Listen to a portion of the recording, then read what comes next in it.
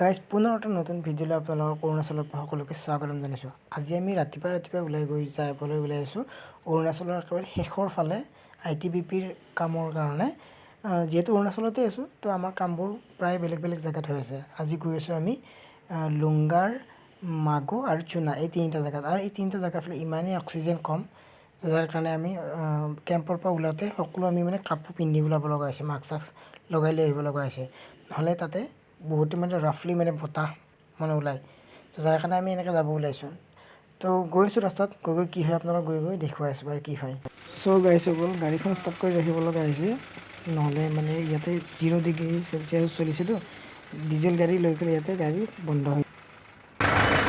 Morning আমি 6টা বজাত বৰ্তমান গৈ আছোঁ। কিমান ধোঁৱা দেখিছে গাইছ, কি বতাহ, ঠাণ্ডা বতাহ আইছ, কি ওখ পাহাৰ।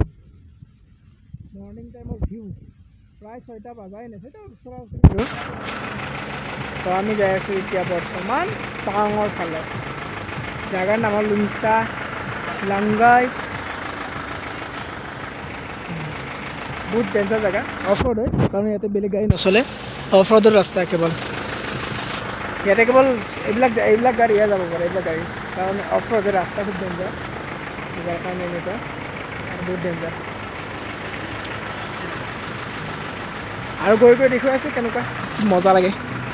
তো কি ক'ম, অৰুণাচলৰ পৰা ইমান ঠাণ্ডা বৰফ, হেভি বৰফ পাই গ'লোঁ, হঠাৎ স্ন'ফল হৈ গ'ল।